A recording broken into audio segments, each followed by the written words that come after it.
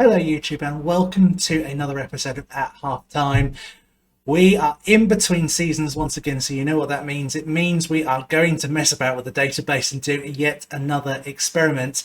Now I have to say I really enjoyed the last experiment we did where we put Norwich into the Scottish Premier League. So I figured we'd do that again. We'd see how Norwich get on in another division abroad. And I thought long and hard about the sorts of divisions that we could perhaps choose. I thought about La Liga in Spain. I thought about the French leagues. I thought about the Bundesliga. And then I thought, what about the other place you can get to from Norwich International Airport? Holland. What about Norwich in the Eredivisie? Is that how you say it? Eredivisie? The Dutch National League, effectively. I thought this was a really good league to give Norwich a bit of a run out on. You've got some very good teams, Feyenoord, Ajax, and they are all teams that are very good at producing talented young players as well. So we saw Norwich last time look for really good young players to buy, to develop, and then to sell on for big bucks. So it'd be interesting to see if they take that core philosophy and apply it in Holland, where there is really an ethos for doing just that. So that's exactly what we have done. We have put Norwich into the Dutch First Division. We're going to see how it is they do over the next 5 years, just as we did with the Norwich in the SPL edition. Something I didn't do, which perhaps I think will be interesting. Let's have a look at the season preview. So according to this, Norwich are sixth favourites for the title in this particular league, behind the likes of Ajax, PSV, Feyenoord, AZ Alkmaar, SC Utrecht, but ahead of Vitesse, Willem II, FC Groningen, SC Herenveen. And looking at the Dream 11, there isn't a single Norwich player that gets into it. So no Emi Buendia, although he's listed as the key player, no Timu Puki either. So it's interesting to see that this is perhaps a better standard of league than would be in the SPL. And maybe, just maybe, we shouldn't be expecting Norwich to be winning leagues and trophies just as they did in the SPL. But who knows? It might yet still happen for them. So we're going to holiday now forward one full year to the 31st of May 2021 to see how Norwich have done at the end of season number 1. So we have arrived on the 31st of May 2021 and we are going to see just how things have turned out with Norwich. So, title holders are Ajax, but I can see already there's Todd Cantwell in the top assists. So it looks as if there's been quite at least a decent showing from him. League table, they finished third. Wow, so this is a team that were predicted to finish fifth, remember, but have actually upset the apple cart, if you like, a little bit to finish ahead of Feyenoord, AZ Alkmaar, SC20, all those sorts of teams, and pick themselves up a Europa League spot. They finished with 68 points, so not a bad showing really for a side just fresh into the Dutch scene. But if you look at the difference between second and first, I mean, you go from third place Norwich with 68 points to second place PSV with 82 and top Ajax with 92 points, meaning a grand total 24 points between Norwich and Ajax. I mean, that's a big chasm to make up if they want to win the title. Still, third place finish, that is better than what I thought was going to happen. I was thinking maybe fourth. I thought they were better than fifth as were predicted, but still it's a tough league, and I think a third place finish is something to be proud of. So let's have a look at the team as a whole. Well, Daniel Farke is still in charge. Emi Buendia is still the key player. Grant Hanley and Alex Tettey are still at the club, with Josh Martin still the player to keep an eye on. It looks as if very little has changed really.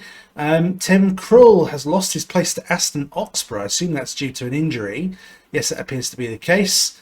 And then you have in defence Jakob Sorensen, Christoph Zimmermann, Sam Byram at left back, Max Aarons at right back. You've got Buendia is still the key player, but he's now wanted by Ajax themselves. So top scorer and top assister is Emi Buendia, 12 goals, 10 assists. And you have Todd Cantwell with 9 goals, 10 assists, and Teemu Pukki with 8 goals and 3 assists. So Teemu Pukki not really doing the business for them at this level. And it may very well be, if you add a good goal-scoring striker to this team, well, maybe that 24 points isn't quite the chasm that you would otherwise expect. Let's have a look at the transfers. So they brought 2 players in. Dennis Harrott again. He actually was brought in for the SPL one, wasn't he? And Radino Bolka from Almere City. He's again another centre-back. He's currently on loan at Swansea, so he's come straight in and straight out again. But you can see why they signed him. Give themselves a bit more a Dutch influence, considering they're now playing in the Dutch leagues. Meanwhile, going out, they sold Moritz Leitner for 1.1 million. They've sold a bunch of youth players to various players, including Michael McGovern as well, it seems. They sold to Swansea. So not massive amounts of change, but you wouldn't expect that at this stage. Maybe the change will come next season. So we're going to jump ahead now to the 31st of May 2022 and just see how things change from here. So in the flashest of flashes, we have arrived on the 31st of May 2022, the end of season 2. Have Norwich improved on their final position last year?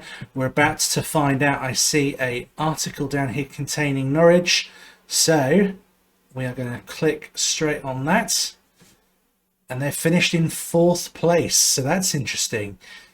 Norwich not doing quite as good as they did last time. So last year finishing in 3rd and getting a Europa League spot. This time finishing in 4th and only getting a Europa Conference League position. Of course, the Conference League being that league nobody wants to join in on. It's just a tin-pot league.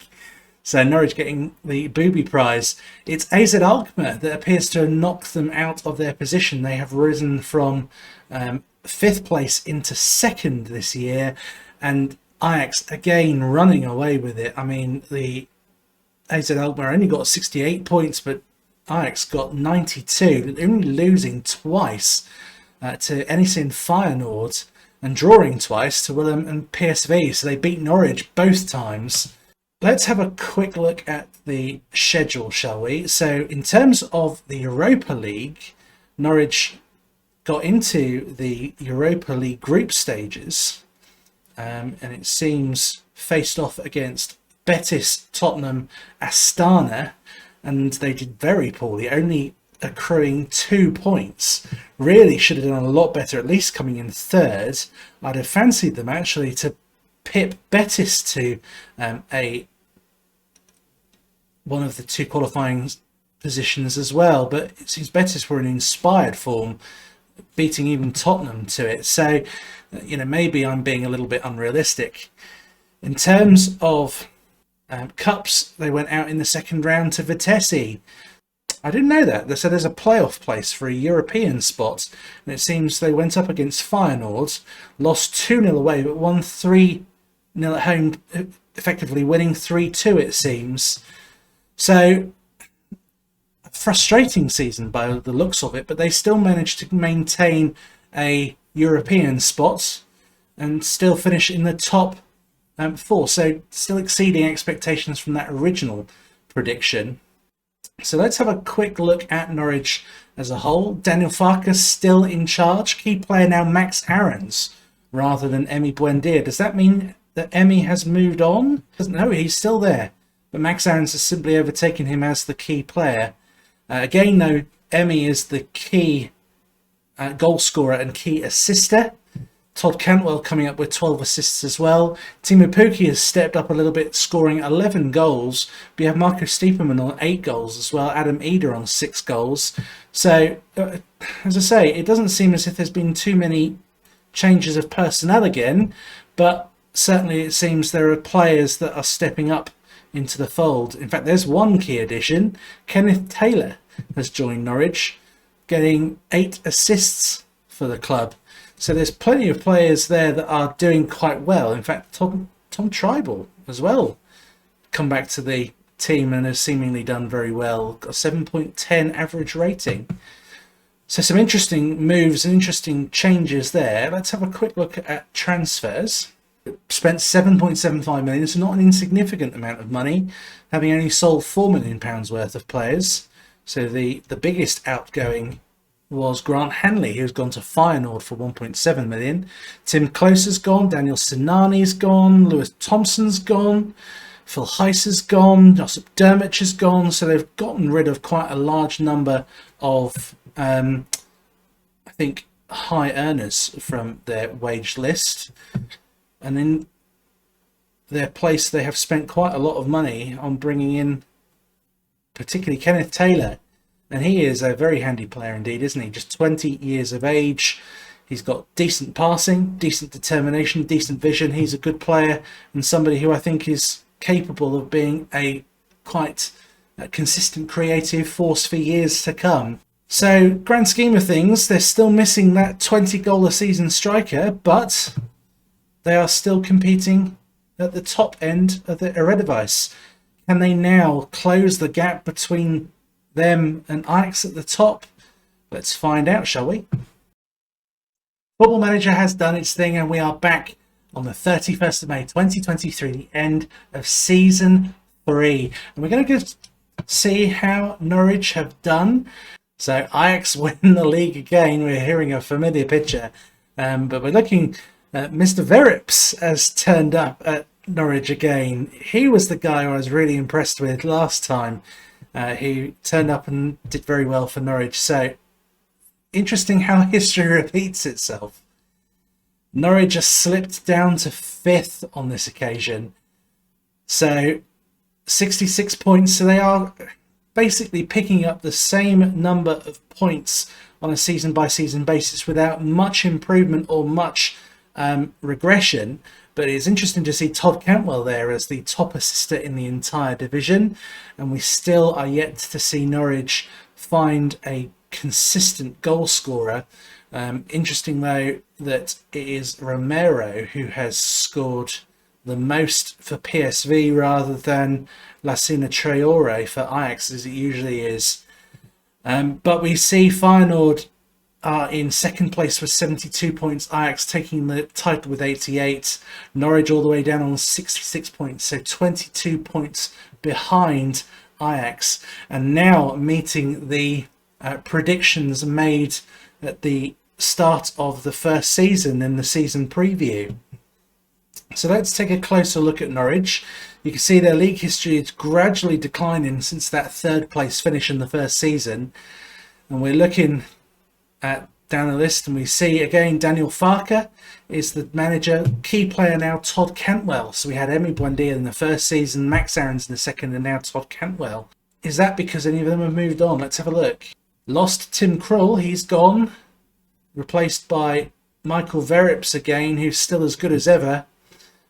Purchased again from PSV this time for 3.1 million. Yep, Emi Buendia's gone. And Max Aarons. So a big season for Norwich, having lost 2 key players. Emi Buendia has moved to Ajax for 16.75 million, rising up to 29 million pounds. Max Aarons moved Liverpool for 36.5 million, 14.75 million spent with a further 24.5 recouped. So Norwich are a selling club, it seems, in the Dutch leagues, picking up fairly large sums of money for players, including Melvin City, who's a player who has never really impressed me, but seems still going here for 1.5 million quid. Ruben van Bommel as well. He appears to be a player that Norwich have picked up and then sold on for a fairly substantial amount of money. Let's have a look into that. So at the end of last season, Norwich bought Ruben van Bommel on a free from MVV, and then it seems this season sold him on to Inter Milan for 5 million. But Norwich, it seems, have spent a fair old amount of money on Eric Gutierrez, a central midfielder from PSV, Mexican. Jerry St. Just from AZ Alkmaar, a centre-back who's not really all that impressive. Cody Gakpo, left winger. He seems to have done a bit better. He's now worth £8.5 million. Henk Veerman, striker, 32 years of age. Luke Koopmans, goalkeeper. Max de Vol, centre midfielder. Donny Wiedemann, another centre-back. So yeah, it seems Norwich are not necessarily doing the same sorts of business that they did in the SPL, and they're suffering a little bit for it. They're stalling, it seems, a little bit. We'll have a look at how they did over the season, shall we? It seems they qualified for the Europa Conference League by beating Brann over 2 legs. Yeah, eventually qualified beating Panathinaikos, Apoel. Did a bit better this time in the... Oh, wait, hold on, yeah. No, they didn't qualify for the Europa Conference. So how does that work? Ah, that's why. They lost on aggregate. They won 1-0, but they only... At home, they lost 3-0. They performed very poorly. So very poor performance in Europe for Norwich, but it seems they've gotten back into the Conference League by qualifying through the leagues this year. In terms of the cup competitions, they went to AZ Alkmaar in the second round, and then they had a very average performance in the Eredivisie for the rest of the season. So, yeah, not the best of seasons, it has to be said. Lost 2 key players.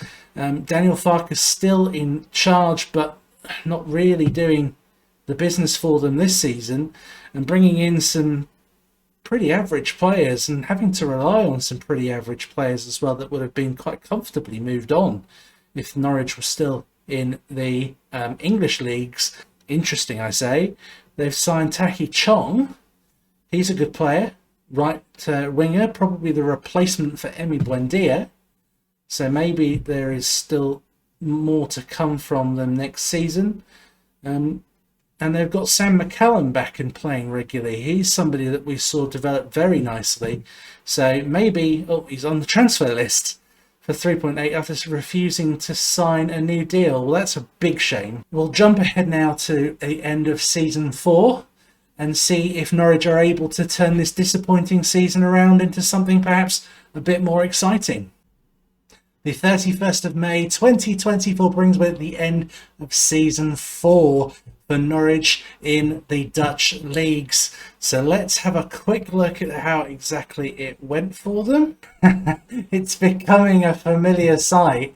Ajax are once again the league title holders, but it does look as if Norwich have perhaps done a little bit better. They feature third on the overall goal scorers, Cody Gakpo getting 16 goals, and third on the assisters, Kenneth Taylor scoring 12 goals, assisting 12 goals.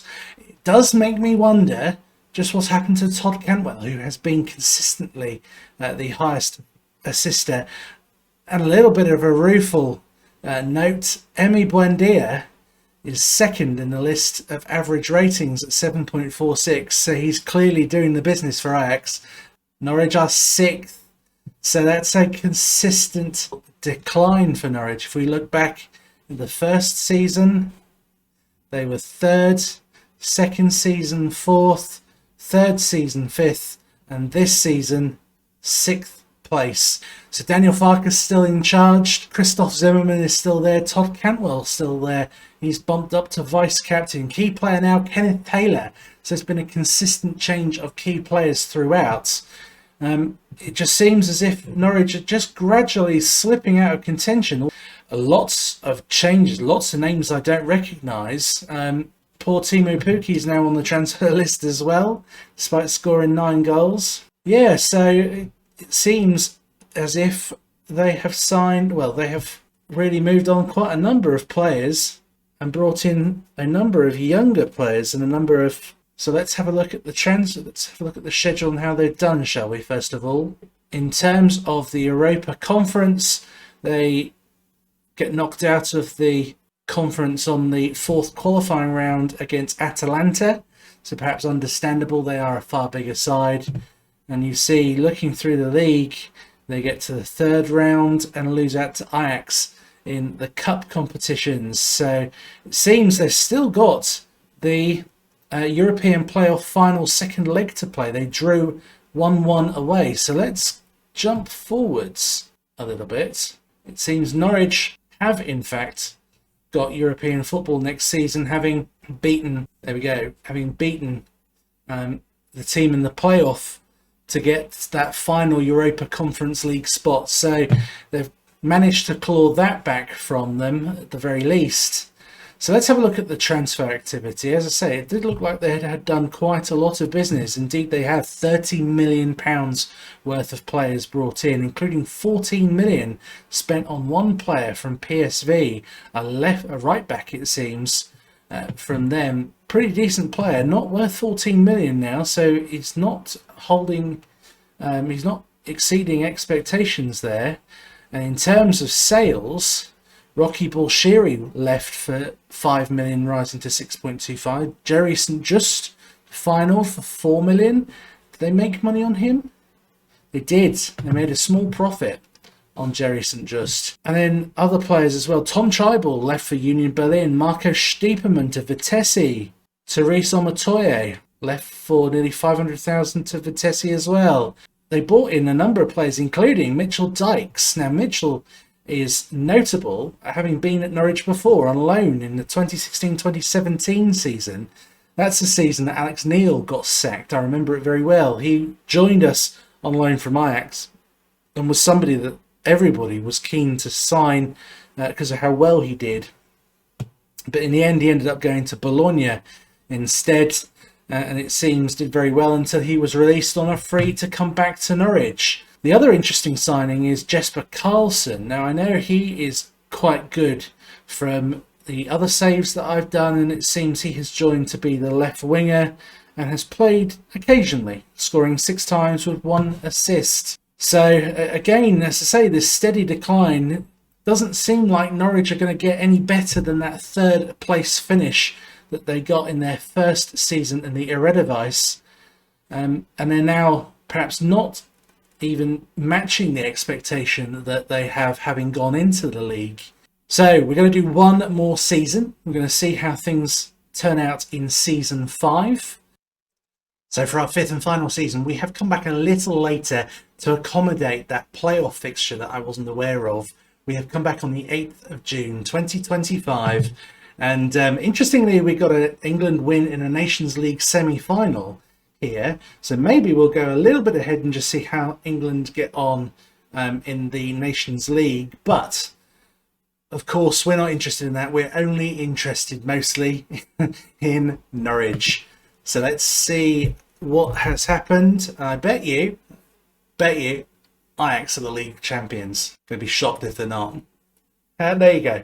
Ajax are the title holders once again, and a look at the player statistics down here shows only 1 entry for Norwich in the player of the match. Todd Cantwell received 6 player of the matches through the season, making him the joint second highest player of the match recipient. Interestingly though, the second highest is Michael Verrips, formerly of Norwich, now seemingly not. So it seems Norwich has had a bit of a sale, at least in its goalkeepers. Anyway, so let's go and have a look at the league table. Wow! Oh my goodness! Norwich actually finished in 2nd place and claimed a Champions League spot as a result. The downside being, of course, that they are so far behind Ajax that they are miles behind. But that is an improvement to write home about. They've come from 6th place and finally now in 2nd. A brilliant way to end this particular episode. Let's find out how they've done it, especially considering it doesn't look like they've had too many standout performers. So Daniel Farke is still in charge. Todd Cantwell is now the captain, with Luke de Jong as the vice captain. Key player again, Todd Cantwell. And it looks like there has been a bit of a change of personnel once more. There's not too many players from that original team 5 years ago, although you do see a couple. Christoph Zimmermann, for example. He is 32 years of age, still with the club. Matthew Dennis is now in the first team. He's valued at £2 million as well. So he's developed quite nicely, really. Todd Cantwell, the key player, now 27 years of age, worth £22 million, and has seemingly done very well for Norwich, scoring 9 goals and 7 assists in the league. A total of 11 goals and 12 assists in the season overall, although interestingly an XG of 17, meaning he hasn't been taking his chances, so could have done a lot better. And then you look down the list otherwise, Thomas Dickinson Peters, he's a young player who comes through Norwich's youth team. He has decent enough potential. He's a fringe player, it seems, not really participating very often, but has got 6 appearances in the league with 2 goals and 1 assist, so not doing too bad. And you have up here Andrew Bamadeli, and he's developed into quite a nice looking centre half, actually, worth 4.7 million, 22 years of age, Irish, which surprises me because I think he starts out English. Jaden Warner, I think, is the other one who comes through the youth academy, and Archie Mayer as well. He's the goalkeeper that comes through. He seems they do actually now have some decent players, including Tahi Chong, who has really stepped up to replace Emi Buendia, scoring 14 times. Luke de Jong, he must be ancient, 34, but he's still looking quite good. He's scored 10 goals. Cody Gakpo, who did so well last season, not done as well, 12 goals. But it seems as if Norwich have got a number of goal scorers now rather than just 1 or 2. So there are some quite interesting purchases here. Sepp van den Berg is obviously the Liverpool youngster. He has come in and seemingly been a bit of a rotation option for Norwich. Xavier Mbayamba, again come to Norwich, seemingly a rotation option. Barely played, actually. 2 starts in the league. Norwich paid 4.1 million from him as well, so not exactly a cheap purchase. Christoph Zimmermann still getting the games, it seems. So it seems as if Norwich now have got a back four that are being rotated around a bit. Bali Mumba, he's not really developed at all, has he? So surprising to see him starting as the right back. Rami Hajal, a centre midfielder, Swedish, looks quite good. Played consistently, scored 7 goals, 4 assists. A lot of changes to this Norwich team again. High amounts of turnovers. They spent £30 million selling various players for 58 million, including Kenneth Taylor, who's been sold to Borussia Dortmund for 28 million, and Jordan Teze. Yes, he's the right back that they spent a fair amount of money on, wasn't he? They bought him for 14.5 and sold him to Ajax for 16.25. So that's a very small amount of profit, but it does appear that it could go up to 19.75 million. So a fair old amount of money, really. Luis Siniesta, gone to Anderlecht. He's worth now a lot more than they paid for him, but Norwich picked him up as part of an exchange. So really, they did very well to get what they did for him for that. So you can see that Norwich have sold a lot of money's worth of talent, having developed players, it seems, quite nicely. And Timu Pukki's moved on to Zoya Ukrainian League. So that's an interesting move for him. So yes, a number of sales made, but a number of purchases made in their stead as well. Including, as I say, Xavier Mbayamba, I'll call him Xavier from here on. Including Xavier from New York Red Bulls for 4.1 million, Sadalek from Final for 4.1, Sepp van den Berg from Chicago for 5.75 million, Rami Hajal from Heerenveen for 7.25, and Jaden Osterwald. Who's he? He's a left back. Quite good, actually. Obviously, that turnover of talent has allowed them to purchase players that have made them stronger, really, it seems, in the league overall. Of interest is actually this graph here, which shows that City have been consistently sellers, including, like I say, large transfers, fees received for Emi Buendia, for Max Aarons, for Kenneth Taylor.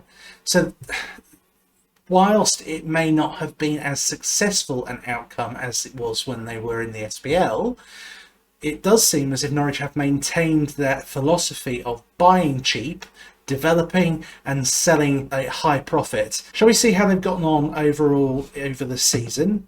So it looks as if they failed to get out of the Conference League path again. They lost to Panathinaikos, it seems, both home and away. Really, their European exploits have been very disappointing, probably the main reason why they've not really developed quicker. But you see, looking down, went through the first round of the Dutch Cup, the second round, and lost in the third round after extra time to PSV. But second place and an entry into the Champions League next year might mean that things start to improve. Maybe Norwich, with another 5 years, could go on to become a challenger to Ajax rather than this poor second cousin. But we're not going to be able to find that out. It is a 5-season experiment. We are at the end of those 5 seasons. So thank you for joining me for this experiment once again. It seems Norwich in the Dutch leagues is not perhaps quite so impactful as Norwich in the Scottish leagues. But one takeaway from this is just the dominance of Ajax. They have been absolutely overwhelmingly the best side in the Dutch leagues in FM21 for this entire 5-year period. And it's left me wondering, maybe next time we don't take Norwich to a different league, but perhaps we place Ajax into the Premier League and just see how well they do. But if you've enjoyed this and you like the prospect of perhaps seeing Ajax in the Premier League, then do like this video, do subscribe, leave any comments that you've got on either my Twitter or on the comments section of this video. I'd be really grateful to hear from you. My Norwich save, that's my ongoing main save at the minute, which is on hiatus for today, simply because we're between seasons. It will be back. You can find out when exactly on my Twitter page, and I hope to see you there for perhaps a bit of a transfer update. Thank you very much. Take care. Goodbye.